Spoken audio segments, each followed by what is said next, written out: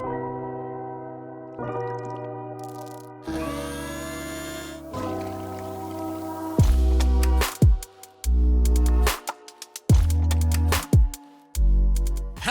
and welcome to today's Newsday. Okay, that doesn't sound nearly as good as Tuesday.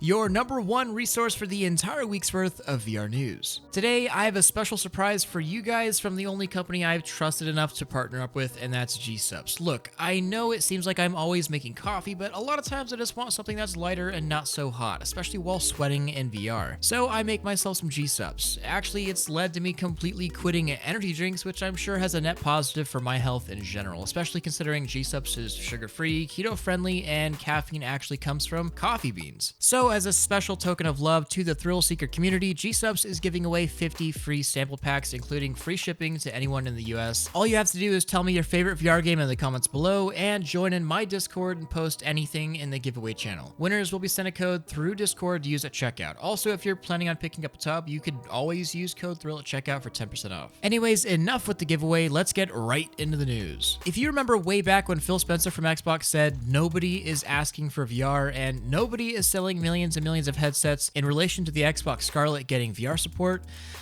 yeah, nobody, not even your biggest competitor, Sony.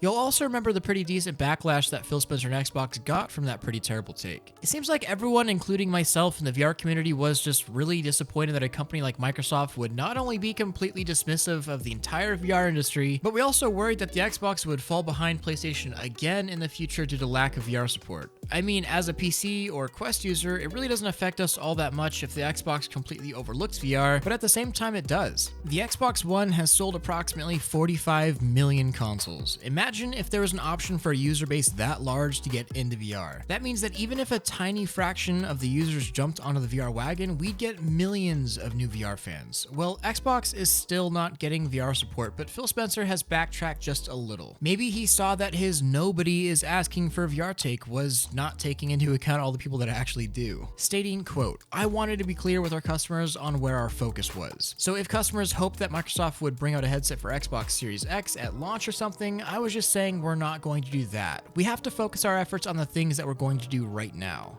End quote. So on paper, bringing VR support to the Xbox sounds pretty simple. Nowadays, console hardware is closer than ever to PC hardware, and the Xbox actually shares an OS kernel with Windows. But of course, not everything is that easy. According to Spencer, it's not as simple as plugging in your headset. You have to redo the dash, like there's a bunch of work that goes into it.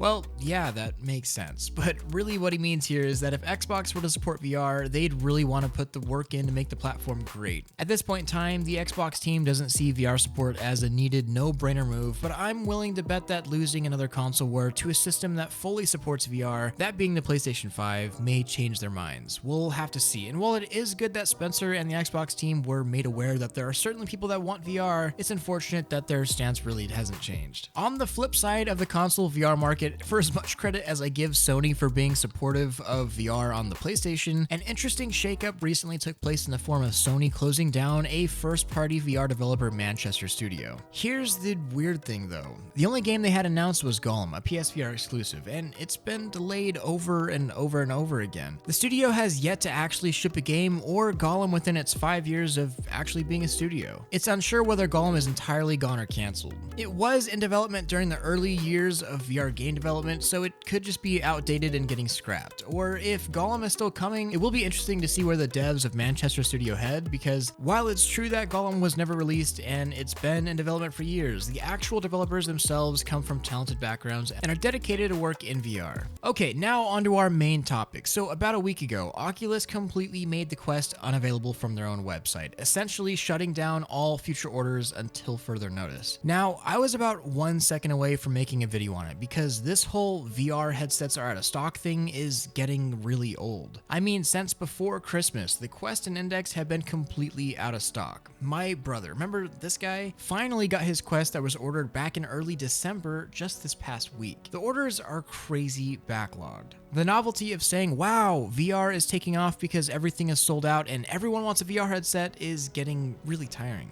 Facebook and Valve can't even keep up with demand, which is true. We know that headsets are selling and it's obvious, but the unavailability to even get one is becoming a major problem. People want to buy and people just can't. How many times have you seen a joke around everyone just begging for Oculus or Valve to take their money? Like, please take it so I could have my Quest or Index. Well, I'm glad I didn't make that video because this isn't all Facebook's fault. As we know, the Quest and many other headsets are made in China. Well, if you haven't been able to tell yet, there's kind of a bit of an issue going on in China right now, and that's the coronavirus. With more than 44,000 confirmed cases and a global death toll of more than 1,000 people, coronavirus is becoming a big deal, and not just for the health of, people, but also industry worldwide. Factories shut down for an extended amount of time in Shenzhen and Zhengzhou, effectively halting production from these areas. Today was actually the liftoff day for the factories to open back up and work to resume, but they still haven't. Reports from Reuters say that only 10% of the workforce has returned, affecting production of products from Apple, Volkswagen, Qualcomm, Under Armour, and we now know the factory that the Oculus Quest is produced in. Now, this isn't necessarily because workers don't want to get back to work, but due to the central areas of China being locked down by authorities. A spokesperson from one of these companies had this to say: "We have warned our customers that air shipments might be impossible for the next 3 months. Suppliers can't commit to anything at this time. This is the #1 danger. It might force us to stop production." At this point in time, no one really knows when production will hit full swing again. To give you a small example of how dire and crazy this situation is, if production halts and stays stopped, Nicholas Colas estimates Apple's supply at just 25 to 30 days before it starts running out of iPhones if suppliers remain closed. Running out of iPhones.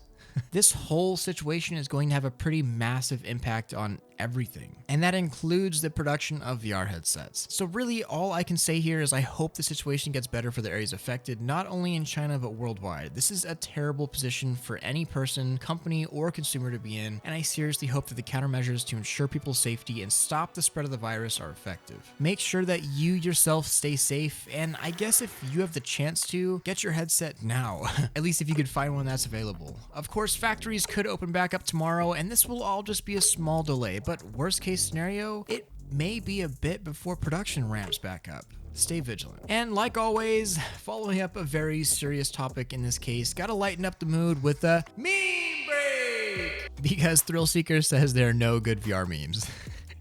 On stream, I was talking about how r/VR memes really need some life put into it. And it's true, we need more VR memes, so I could talk about them here on Meme Break. HTC Vive, making a new controller rivaling the Knuckles? HTC Vive, just copying the touch controllers. Yeah, that's pretty true, and they still managed to mess that one up. And now, back to the news. If you're an aspiring AR or VR developer, here's some really exciting news. AR and VR engineers have replaced blockchain programmers as the hottest commodity. Demand for those that specialize in that field has surged 1,400%. This is kind of an unprecedented amount of growth, rarely seen in the industry, but it goes to show that companies worldwide are looking far and wide for the best AR and VR engineers available. The entire market sees the potential of the XR industry, and that's becoming very apparent. If you remember the cryptocurrency explosion in the last couple years, well, blockchain programmers only had an increase of demand of 517%. So you can very much so tell this is some pretty huge news. Of course, this isn't just, game developers. A lot of the demand comes from companies rushing to make viable AR and VR applications for the enterprise market, whether that be asset creation, job training, or other. What I'm trying to say here is that if you want into the XR industry, you could totally do it. The field is demanding tons of new, talented people all the time, and that very well could be you. According to this graph, 22% of successful software engineers that took a survey said that they were self-taught, while 50% said that they had a computer science degree. The best thing that you could do for yourself if you want to work in AR and VR is to put down the time and hours to become proficient and learn the skill for the trade that you love. And if, like I said, that's something within the XR industry, then go right ahead. People like you are in heavy demand. Speaking of software, Valve is set to release Steam VR 2.0 sometime this year. If you've checked the beta for Steam VR, you can tell that the new dash is available for you to try out. I personally like and have grown pretty accustomed to the Steam VR's current layout, especially over Oculus's offering, which caters to be so user-friendly that it locks out a lot of the options I use all the time, and the new Steam Dash kind of has that same feel. Of course, this is all beta software and things may may improve or get better. I just hope that the power user idea of Steam VR doesn't get completely lost for cleanliness and ease of use. Once you have a grasp of the current Steam VR settings, especially using the advanced tools, you could do almost anything to cater your Steam experience to your liking, which I obviously like. Of course, Valve is working to get this released around Half-Life Alyx, but the only date given by Valve for official release is sometime in 2020. But hey, I think it's time for Question of the Week by Gear007. Do you have a favorite book or article? One of my favorite books, no question, is The Stand by Stephen King. It was my first Stephen King book and has definitely become my favorite over time. Basically, it's a story of good and evil taking place during a post-apocalyptic world affected by a biologically engineered influenza. It's a long book, but there are so many amazing twists and turns, and the setting itself is just a terrifying idea, especially given, current events. I'd highly recommend it. I actually liked the book best when I listened to it on Audible, as the narrator made it even better, which would be a great segue into an Audible ad, but we ain't on that level yet. Anyways, make sure to leave your question of the week below. I may just answer yours next. Also, stream today on Twitch like always. Make sure to stop by and say what's up. I'd love to see you there. And if you're in the US and want your free sample packs from GSupps, just comment below your favorite game and something in the giveaway channel of my Discord and you're all set. Thank you so much to all of my Patreons, especially my Omegas like Ninja, Walter, Exit, and Very Evil Shadow. I couldn't be doing any of this without you. Don't forget to like this video if you loved it, subscribe if you want more of this, and hit that freaking bell if you just can't live without it. Much love, Thrill out.